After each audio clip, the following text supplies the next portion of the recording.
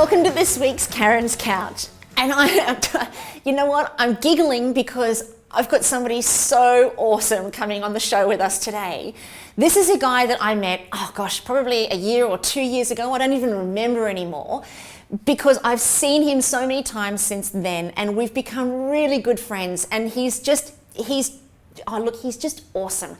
His name's Michael McQueen, and he's a specialist in the difference between the different generations and communication between the different generations.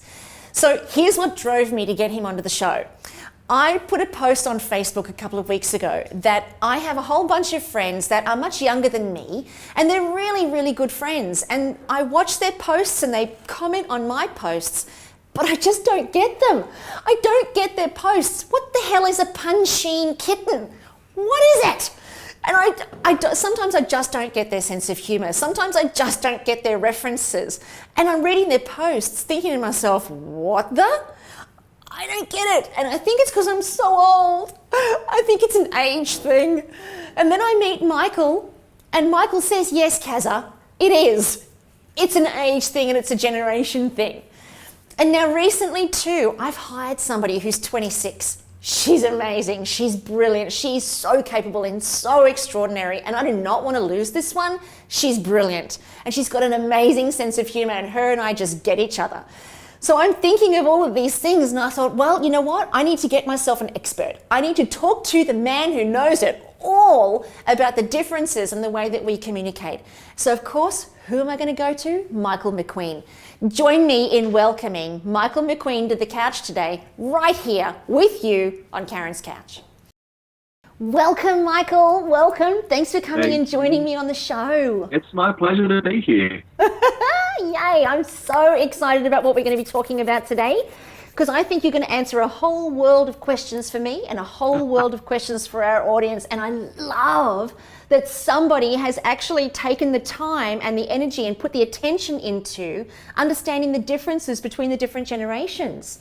Well, it's funny too, because it's not new. This whole theme of the generation gap it's been around since the beginning of time, really. I mean, I think there's this great quote I remember coming across a few years ago from Socrates, which was that he described as the youth of his day being disrespectful and impatient and all the things that we say about Gen Y today. Yeah. He said it like 410 BC. So it isn't new, but as you alluded to before in the introduction, that when the generation gap is far wider than it's ever been because of the pace of change. So you're certainly not alone in feeling a bit at a loss as to how to engage with young people. A bit out of touch. And I'm so grateful that there's people like you who are teaching us what we can do about it, because otherwise, one of the big things that I found, especially in employing people, when I employ somebody that's younger, because I don't sometimes get them, or they don't get me, or I have an expectation that they'll be a certain way based on the way that I am and the way I grew up. Yeah. There's a real mismatch. And then of course, I'm just going to say it, I've sacked them.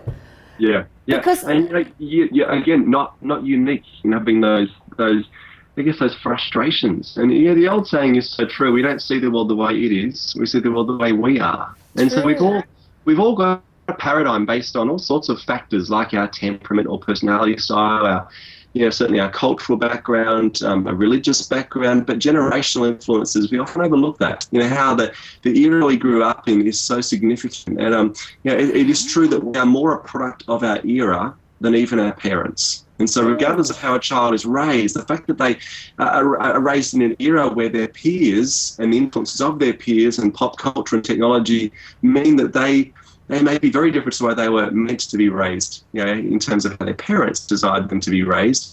And so that can pose some challenges. I think probably one of the useful things for viewers to remember, whether they're employing young people or raising them as kids at home, even if there are any who are in education roles, a lot of work with school teachers. And the encouragement I'll often give to them is, if you're looking to engage someone from a different generation, think of it almost as if you're engaging someone from a different culture. If you were looking to engage someone from a very different cultural background, you'd understand that you first need to take into account their customs, their language, the things that have shaped their worldview, and it's the same across the generation gap. It's not that the young people are disrespectful or impatient or just hard to deal with. It's that they do have a very different worldview that I guess we need to come to terms with. So let me give you a scenario here.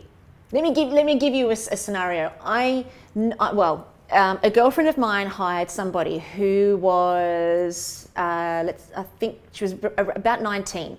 Mm-hmm. And it was in Sydney, and she's probably about 48, 49. Yep. And she called me in absolute frustration, and she said to me, I don't know what to do with myself, because this girl is supposed to come in 4 days a week, and she rings me on the Tuesday and says, oh, look, I slept in, so I'm not going to come in today. Yep. Oh my goodness. And I'm sitting there seething and furious on behalf of my girlfriend, thinking, how can somebody do that, just not come up? And then the following day, she turns up an hour late and says, well, it won't take me that long to get through the day's work. I'm pretty fast.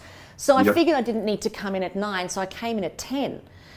And of course, this, continued for a couple of weeks before my girlfriend called me, and she said, this just is happening every week. When she's there, she works fantastically. She does a terrific job, but getting her there is a nightmare.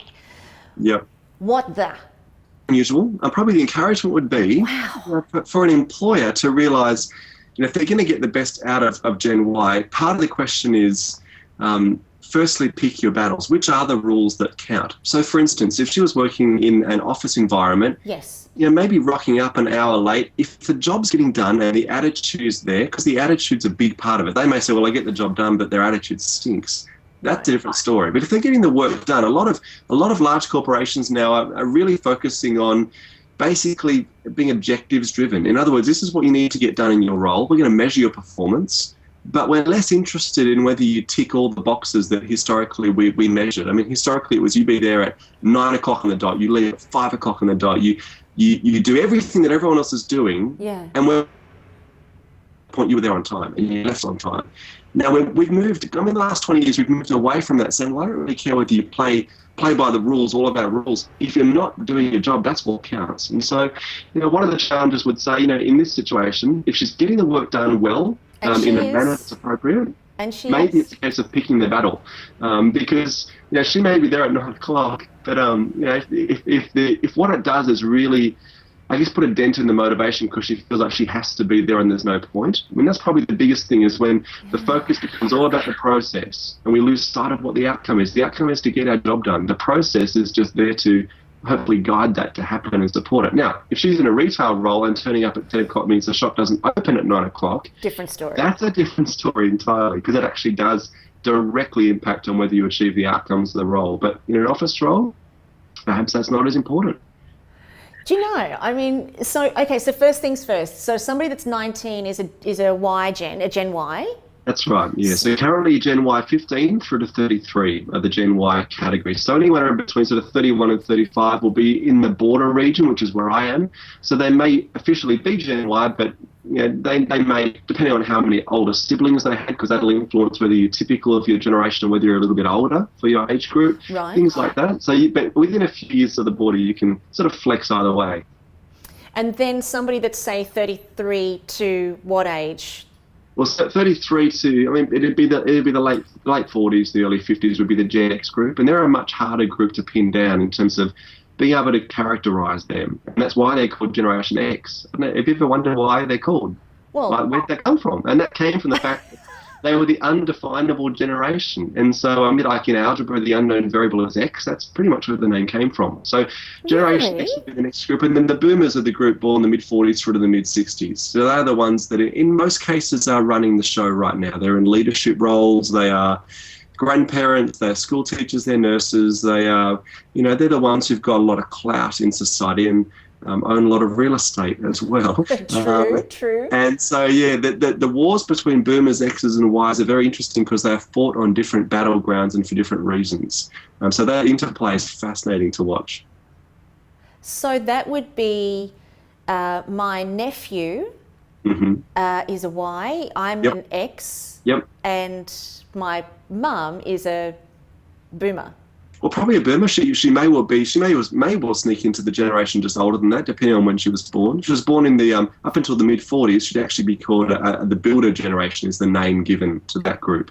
Wow. The builder generation, they're talked about less today because they've moved into retirement in most instances. But true. And she would probably be in that, yeah. Yeah, but I tell you, they're a generation who are still exerting a degree of influence because most of our society still operates with a builder mentality. Most government bureaucracies still operate with that sort of mentality of life. And so you've got this huge misfit where you've got government agencies operating as if they were really developed for 80 years ago, trying to engage Gen Y. And that can be a real challenge to see unfold. Do you know, and this is the part that I love, and I've said this a couple of times, this is the part that I love about Carren's Couch and it being my show on an internet platform because I get to say whatever the hell I like. Yep. Oftentimes, and I'm an ex obviously, but I look at our bureaucracy, anyway, that one, yeah. That one, and I look at that and I think they're a bunch of dinosaurs. Yeah. And I think, for goodness sake, how on earth, if they can't engage me and make me believe they're of value, how on earth are they going to do that for people who are younger than me, Yep. who are ultimately going to land up being the financial, platform for them to continue? The mind boggles. Well, yeah, and they're not the only ones. So government agencies and bureaucracies, certainly they need to adapt, evolve, in many cases prune a whole lot of dead wood. But there's all sorts of other institutions that are at the core of our society and have been for a century or more that are also really struggling because they haven't adapted quick enough. You think of trade unions. You think of a lot of mainstream churches that just aren't attracting young people because they're not relevant to them. I mean, you also see a lot of service organisations like, might be your local SES or Rotary, Lions, Apex. I've done a lot of work with those organisations, particularly Rotary. I'm actually a brand ambassador for Rotary International. Yeah. And they do great stuff. But the challenge is if they don't reinvent, they will potentially lose relevance in the coming few years because the average age in most Rotary clubs is over 55, over 60, some cases over 70. They're just not engaging young people. So currently, if you look at Rotary worldwide, only 2% of their membership are under the age of 30. Now, that's a worry. And the challenge is, how did they reach out and engage this young group? Because like any organisation, the moment you are not relevant to the next generation coming through, you're about 25 years away from obsolescence. Yeah, totally. So, okay, so let's explore that. What is the definition of a Generation Y, and how do the other generations engage with them? Yeah, I guess, numerically, as we said, they're age 15 through to 33, so born in the early 80s through the late 90s. The group after them, Gen Z, who are born the late 90s through to about now, they're the next group to watch. And I've actually heard it said a little while ago, they're like Gen Y on steroids. So they're on the way. They're interesting. But if you look just at Gen Y, you think of, what fascinates me is not the simplistic descriptions of a generation. It's very easy to box people and just go, well, everyone, and not everyone fits a category, of course. Agreed, but I'm always intrigued to look at what was the tide of society like in the formative years of a group. What was going on at a macro level that had an influence on the attitudes and the values of an entire cohort. And some of the key shifts that happened in the formative years of Gen Y, certainly the information age, without any doubt. Now, this is Gen Y have grown up with largely the internet as their only source of reference. They've only ever known a world with the net. And I often say they came in cable ready. They did. Yeah. Absolutely. Well, you often hear the term, the digital natives, and it's true. In fact, anyone born before 1980, often will describe they feel like an immigrant in the land of technology because it's always a catch-up game. Whereas Gen Y, it's second nature to them. So certainly the influence of technology is huge. What we've also seen is Gen Y grow up in the era which we call the postmodern age. So postmodernism is this view of the world which says there's no longer any such thing as absolute truth. Truth is based in personal experience, personal interpretation. And so whereas we used to talk about the truth, the label that Gen Y, or the term that Gen Y will use is, well, what's my truth? What's your truth? And because of that now, of course, any organisation or individual trying to impose a worldview on young people, and the imposing word that's normally used is the word should. The moment a parent or a boss or a teacher says you should do something, that is a modernist sort of framework, this idea of you should just because it's the right thing to do. Gen Y, of course, will say, well, why? Why should I? And what they're not looking to undermine authority or be difficult. What they're doing is they're asking, okay, what's the perception that has led you to make that judgment? That's the postmodern worldview, okay? I'm willing to listen, I'm willing to learn, but I need to understand why you think the way you do rather than just taking on board what you said I should do because it's just the right thing to do. So influence of postmodernism has been huge. Another huge one, particularly in Australia and in the US, has been the self-esteem era. And that's huge. Wow. So the spark for that was 1979. So just before Gen Y came onto the scene, it was the International Year of the Child. And the reason that was so key is because that shifted the way we approach raising kids. So prior to that point, kids were better to be seen and not heard, for instance. Heard that Whereas before? from that point onwards, kids were to be prized, protected, put on a pedestal, involved in family decisions. They became the center of the family rather than just a member of, in the hierarchy of the family. But even the messaging given to Gen Y, the self-esteem messaging like, you're amazing, you're brilliant, you're unique, you're going to change the world, you're going to be a leader. Every Gen Y is going to be a leader. And these are all very positive messages, but the problem is what we've done is we've given so much external, extrinsic praise and feedback to Gen Y, it's created a sense of dependency now. So they almost constantly need that feedback. Rather than being internally driven, like I'm going to work hard because I know if I work hard, I'll feel good, and my reward is pride in my work. Yes, which is what we feel. Absolutely. Whereas Gen Y, there is this sense of I need the external praise. So, I'll speak to employers who will say, why did my Gen Y staff need to be thanked and congratulated for pretty much everything they do? Just turning up. They just turn up and it's like, wow, thank you for being here. And employers are like, why do I have to thank them? Yes. I pay them to be here. And again, it's the era they've grown up in. But even you think of the extension of this around in schools, how, every runner in the race gets a ribbon. How that culture has developed where there are no losers. There's no such thing as failure. I mean, even, I'll speak to teachers who'll say in their schools, you can't use the word failure anymore. It's been rebadged. It's now called deferred success. Because again, it's seen as better for self-esteem. So what's it called? Deferred success is instead of failure. Okay. Yeah, again, best of intentions. We wanted to build self-esteem. But what I think, here's the great irony. It's a bit controversial to say this, but the irony is in our efforts to make Gen Y have a great self-esteem, we've actually made them far more fragile, far more vulnerable than previous generations. And the reason behind that, this is the controversial piece, is that we did all of this over the last 20 or 30 years under a flawed assumption. That assumption was that self-esteem can be bestowed. And it can't. You can give someone confidence, you can give encouragement, but true self-esteem is an internally generated thing. Totally agree. So that's been that's another huge influence for Gen Y as they've been raised. And that vulnerability that it creates for them, because the world outside of the Gen Y safety bubble then, when they go out into the world can sometimes be quite a cruel place. Yeah, definitely. So how is Gen Y actually, from your expertise, how is Gen Y relating to that? Well, you think of some of the messaging. So a generation from Generation X and older were raised being told things like, well, life was never meant to be easy. And so therefore the built-in assumption is, well, life's just meant to be hard. That's right. So therefore, when life gets hard and it's unfair and you don't get the promotion or a loved one gets sick, that's life. Suck it up. Be able to breathe over it. Yeah. In fact, there's often this assumption that use those opportunities to build your character. Those hardships actually make you a better you. Yes. Now, think of the era Gen Y have been raised in, where they've been told by advertisers and pop culture that actually life is meant to be easy and fair and convenient.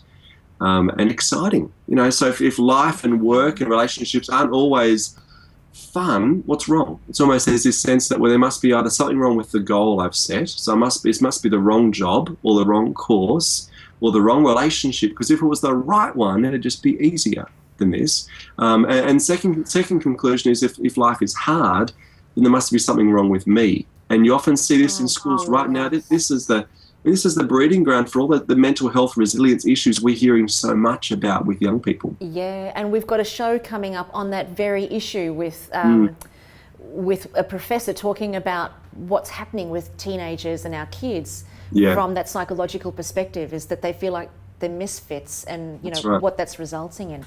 Yeah. That feels so sad to me. Yeah. So, Yep. so if communication is part of what can help, take the edge off this gap, perhaps, how can Gen X then communicate better with Gen Y? Because I mean, I don't know, you tell me, if is Gen Y going to take the initiative to communicate better with Gen X, or does it have to be Gen X communicating better with Gen Y? Like, where is it going to start to improve? Yeah, it's probably a little bit of both. I would suspect that, particularly if you're a Gen X or a baby boomer, as a parent or an employer, you're coming from a leadership position. So you're probably going to need to take that first step. Yeah. The challenge then is how do you build a relationship that is going to make sense to this group? It's like if you're going to connect with someone from a different culture, you can do what seems right to you, but to them seems forward or offensive or aloof. And so, I guess the challenge is, firstly, respect is a core thing. For this group, respect is critical, and it's got to be a two-way street. So it's about how you show respect that goes both ways. And a lot of working with school teachers, this is a key challenge, because you speak to school teachers and they'll say the students don't respect us, and you speak to the students and they say exactly the same thing. So it's almost like we're speaking different language here. And we're disconnected. It's an article I wrote a few years ago that's on our website called The 7 Languages of Respect, all about how do you speak to or connect with this group in a way that seems like it is respectful to them, and then vice versa. So what is perceived as respect? So certainly communication is a big piece, and I guess focusing on building a strong relationship, building empathy with them. I mean, in so many ways, Gen Y have typified the old phrase, I don't care how much you know until I know how much you care. And they really don't. Regardless of how experienced you are as a boss or a school teacher or as a parent, it doesn't matter that you're the parent and then you're older than them. Until they know that you care, they don't care what you know. And so that relationship piece, and a lot of that is about being real, be authentic with them. Don't be afraid to be fallible. Don't pretend to have all the answers. Show a genuine interest in them. But then at the same time, don't feel you need to be like them. And this is an encouragement I'll give to certainly employers and parents, is don't feel you've got to sort of get down to their level and be cool. They don't want you to be like them. They actually want you to be yourself. And often the label, of course, that used to be given to people who tried to be young was, the mutton dressed up as lamb type thing. I mean, now the label is generational transvestite. And Really? I've never that's heard. Right. So parents, employers do not have to be generational transvestites. They don't want you to be like them. They want you to be you. Michael, that's hilarious to me. And if we weren't on television, I'd probably be wetting my pants laughing at that. That's hilarious. Generational transvestite. My goodness, I've never heard of that. So you've developed an app to help people communicate better with each other. I'm really keen to hear about that so that our viewers and our listeners can know about that, because we're coming towards the end of the interview. Sure. But it's such a big topic. It is a big topic. Yeah. One of the big things around how do you communicate across the generation gap is to use stories.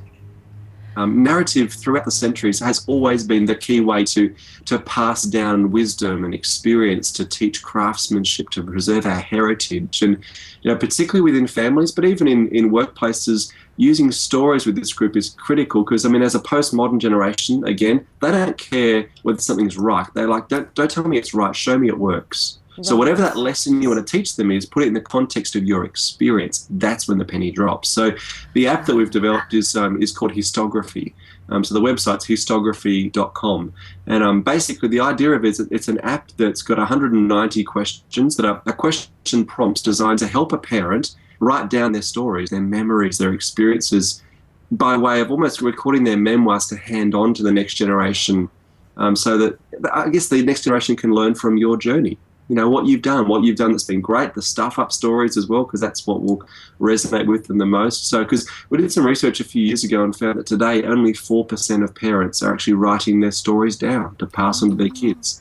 And you put some books together as well. So for those that are not necessarily app-friendly in our audience, they can purchase books from you that allows them to write their story and pass that on to their kids. Yeah, there's a book called Memento, which is a gift book journal to be able to answer similar questions. The reason we did it as an app is because I have this suspicion a lot of people over the last 6 years or so have bought the books and they're sitting on a shelf somewhere with the idea of one day I'll get to it.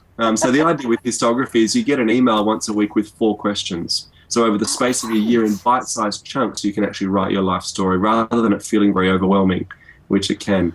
Wow, that's fantastic. I didn't know that it did that. I think that's Yeah. brilliant. Yeah, thank you. But we've had a lovely response to it, actually. It's only been out a couple of months, but it's been really cool to see it take off. And doing it in bite-sized chunks makes it manageable if you're Yeah, talking about a 60-year journey or a 50 or a 40-year journey. I mean, it's a lot to that's write right. about. That's fantastic.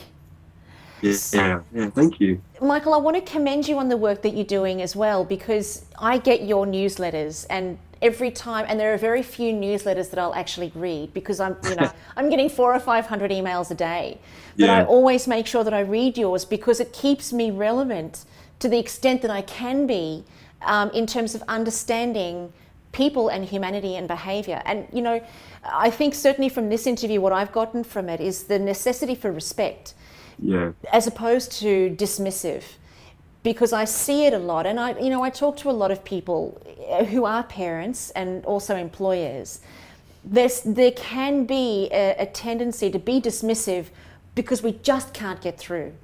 yep, yep. But I love how you say they don't care what you know until they know how much you care. And I think that dismissive attitude that we can tend to have out of just pure frustration, that's not because we don't love them, but it's just out of pure frustration and not knowing where else to go, not Yeah, knowing what else we can do because we've exhausted all of our resources. yep, yep. What do we do? And looking at the generation again, what's the younger generation So beyond? Generation Z are the next ones. Yeah, Generation Z, that's our nieces and our nephews and our babies just coming through now. yeah, yeah. So they're the kids that are sort of 0 to 15, is that right? Yeah, that's right. Yeah, so they're the ones in primary schools right now, about to go into high school, or in some cases in their first year of high school this year. And for parents who feel a bit overwhelmed, truly honesty is the best policy with Gen Y. If you were to be honest with your young staff and say, for instance, that friend of yours who was frustrated with a staff member, Yeah, so the yeah. best policy would go, you know what, when you turn up late, it frustrates me so much. And I don't know why it does, but it's incredibly difficult for me as a boss. This is the impact it has on me. This is the impact it has on the team. And that sense of authenticity, vulnerability, that is probably what will speak volumes. That's not going to be the solution in every situation, but be honest with them and say, look, I'm trying to connect with you, but I'm just finding it hard. What would work? What would be effective? Help me out. And same with technology. If you don't know how to use a piece of technology, most Gen Ys do. And parents and employers feel like, I couldn't say I don't know how to do something. Be honest, go, can you help me with this? I don't know how to do it.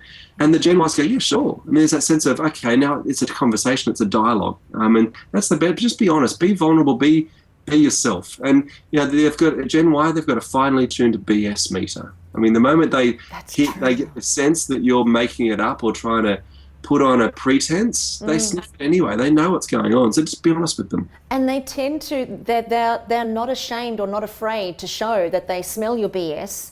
Yep. And they're like, not interested. Yep. They just sort of disconnect and move on. Yeah, that's right. And they have no qualms about that. They don't have the same, I guess, social stigma around being nice and being accepted. Yep, and exactly right. I love that.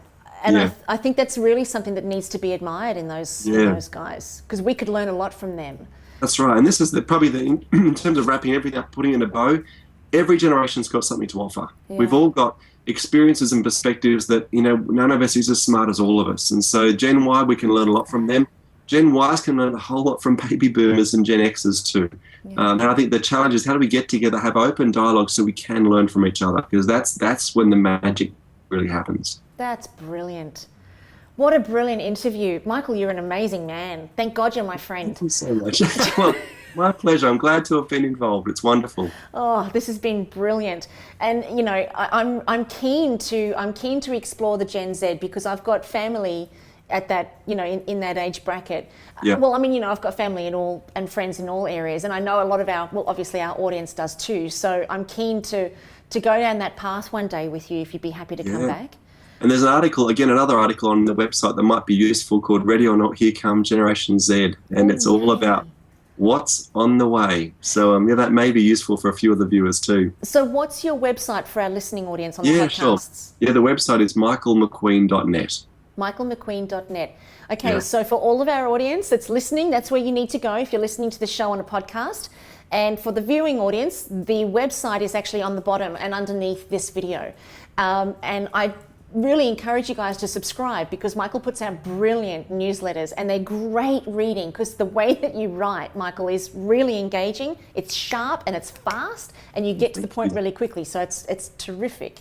So thank you so much. And thank you for joining us. It's been great fun. It's been great to be here. Thank you. Awesome. Thank you, my friend. See you later. So for all of our audience listening to the show, stay tuned, because we've got Carren's Corner coming up right next. I hope you've loved Michael as much as I continue to love him. Enjoy. Go to his website and check him out. And I'll see you on Carren's Corner in just a second.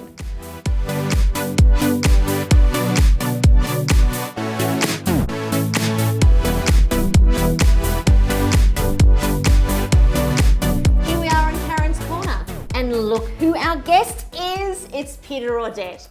Welcome to Carren's Corner, boss. Thanks. Very excited to talk to you today, because we've got a really important question, and it's all around negative gearing. We got a post through Facebook asking about whether negative gearing was going to be worth it, when to do it and when not to do it. What is it? What is negative gearing? It's a good question. It's a great question, actually, because it's a popular thing in the Australian marketplace. Negative gearing is when you borrow to buy an investment. Typically in Australia, we're in love with property, and so people often go and buy an investment property using the bank to fund it, and only putting sometimes a small deposit down, sometimes no deposit at all. They might use the equity in their own home. Because when you borrow from the bank and it's an investment property, they let you borrow 90%, or it used to be 95%, but you've still got to pay mortgage insurance and stuff, but the debt on it's really high. Yeah, if you've got equity in your own home, as an example, often the banks will let you pool all your assets together. And so you might be in a position where you can actually borrow 100% of the value of that house, because you've got sufficient equity in your other property. Right. The word negative is relating to the idea that the amount of rent that you collect in the case of an investment property is less than the interest that you're paying the bank all the time. And so people find themselves in a situation where it's essentially leveraging. You're taking the bank's money and you're putting it into the investment market with the hope that the property goes up in value, which is a good thing if the property goes up in value. And it's a really bad thing if the property doesn't. Absolutely. And so here's one we prepared earlier. the problem, I think the really big problem with it is people's motivation. So often people are motivated towards wanting to buy an investment property for a couple of reasons. Yep. I think we love this idea about being an owner of more than one house, and it's a very physical, tangible sort of thing. But also this tax deduction draws people in. And so what they often fail to do is they fail to look at whether or not it's really appropriate for them. They get very focused on the tax deduction, very focused on this idea of being a multiple property owner, and the idea that if everything works, that it will pay for itself. To debunk the theory, that doesn't always work. A couple of reasons for that. If you gear 100% of it, the opportunity to try and pay the debt down when you've got so much debt and so much interest cost before you pay any capital off it's very difficult to do. And so you'll find in a lot of instances people will go for years on end on interest only, absolutely counting on the growth in the value of that property to deliver all the return. So not only have they spent all the rent that they got, but they've spent their own hard-earned money. Even with the tax deduction, it is, you know, if you spend $1 on interest pre-tax, depending on your tax rate, if you'd have even paid tax at the highest marginal rate, you would have otherwise still had 55 cents in your hand at the end. Right. So if you go and you spend your $20,000 a year for years and years and years on end and you get no growth, then the outcome is exceptionally poor. And I think people often forget just how much money they've actually laid out to achieve that rate of return. And if it doesn't come, it can be incredibly difficult. That isn't to say it's the wrong thing to do, but it needs to suit your own circumstances, because it's not cheap, and it relies completely on the market to deliver a return and not on you as an individual. So if you save your own money, you can be very certain of what you've ended up with. When you negatively gear, you put all of the performance in the hands of the market, and you ask the market to deliver you that rate of return. We have no control over it. And here's the the one thing to always bear in mind more than anything else, every major capital city in Australia is considered on world standards to be severely unaffordable. So we have some of the highest property costs in the entire world. Right. And that's the starting point in negative gearing into property, at least. That's your starting point. An already very expensive market that's very reliant on all of us still having jobs and all of us having a buoyant economy consistently in order to maintain those property prices. Now, this isn't, I'm not saying that we're suddenly going to have a crash. No. But it's certainly not buying at the bottom Yeah. of a particular cycle. It's gone up incredibly. So it's fair to say then there's a level of, or an element of risk involved when you're buying in the Australian market, because you are buying at an expensive price point, and then, as you say, you're expecting the market to determine your returns. And you're right, you know, because it takes away all of our control. And I'm getting a bit of an aha moment about this, because a lot of the things that we do for tax reasons and tax breaks. Absolutely. But we still have to invest the money in the first place. We still have to pay that money out, as opposed to the alternative is saving it. Yeah. Is that what you're suggesting? Yeah. Well, what I'm suggesting is it's not a no-brainer. Just going and negatively gearing into a property does not give you any great deal of certainty that it's always going to be successful. And I think in years gone by, that was the perception that people had. Get into property in a geared sense, use someone else's money to do it, you'll always win. Yeah. It is, you have to debunk that theory and understand it's simply not true. So do your research Absolutely. before you do anything. And make sure that it suits you. Yeah. Don't just blindly rely on the fact that it'll go up in value. Make sure that the overall investment suits you. The quantum, how much money you're actually going to spend, how secure your job is, your capacity to meet those interest payments, your time frame, all those things are very important. It's not as easy as just buying any house on the street and hoping that it'll go up. And here's something always to bear in mind when it comes to seeing property values go up. When they talk about different suburbs that boom, and people love hearing that. When your house is in that suburb, you're going, isn't that fantastic? Those numbers include two or three things. They include genuine growth, but they also include inflation, and they also include the fact that millions and millions of dollars is spent on the gentrification of old suburbs being renewed. And so when property prices in certain suburbs go up by hundreds of thousands of dollars, sometimes that's all money that people have spent on renovating and improving those properties. And so if yours is one sitting in that suburb with nothing done to it, doesn't necessarily mean your value's increased. No. If you haven't renovated when everyone else has, you may not really experience that same effect. Wow. Helpful? Unbelievably. And you even have to ask. Thank you. That's all right. Brilliant. And I hope that our Facebook posters who posted in with those questions, I hope Pete's been able to answer those for you. Join us here again on Carren's Couch next week and get ready for the ride of your life, because we are going places. Thanks for sharing the show with us. We'll see you next week. Bye for now. Bye.